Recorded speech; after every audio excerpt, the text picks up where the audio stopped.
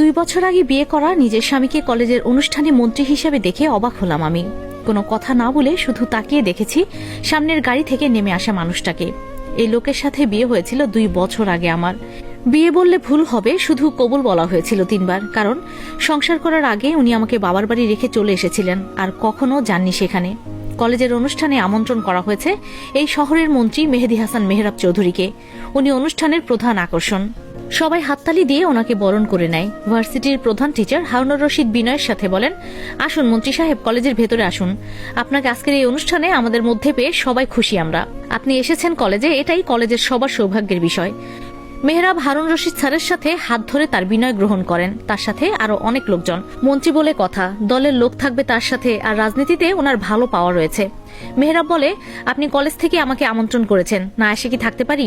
আর এই কলেজে পড়াশোনা করে এত বড় হয়েছি, তাই কলেজের অনুষ্ঠানে আসবো না তা তো হতে পারে না স্যার। হারুন রশিদ মেহরাবের এই কথা শুনে একটা হাসি দেয়। মন্ত্রী হয়ে যাওয়ার পরও ওর কি সুন্দর ব্যবহার, কোনো অহংকার নাই। কথার মধ্যে ছাত্র হিসেবে যতটুকু সম্মান শিক্ষককে দেওয়া দরকার তাই দিয়েছে।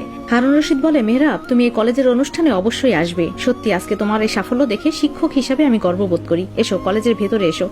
মেহরাব স্যারের কথা শুনে কলেজের ভেতরে ঢুকে আসে, কিন্তু সে কি জানে তাকে দেখে একজনের চোখ দিয়ে অঝরে পানি পড়ছে। রীতি এই কলেজের অনার্সের প্রথম ইয়ারের ছাত্রী। আজকে কলেজের অনুষ্ঠানের সব আয়োজনের সাজগোজের দায়িত্ব ওর। স্যার বলেছে রীতি সব দায়িত্ব নেবে, তাছাড়া অতিথি হিসাবে মন্ত্রী আসবে। কিন্তু যখন গাড়ি থেকে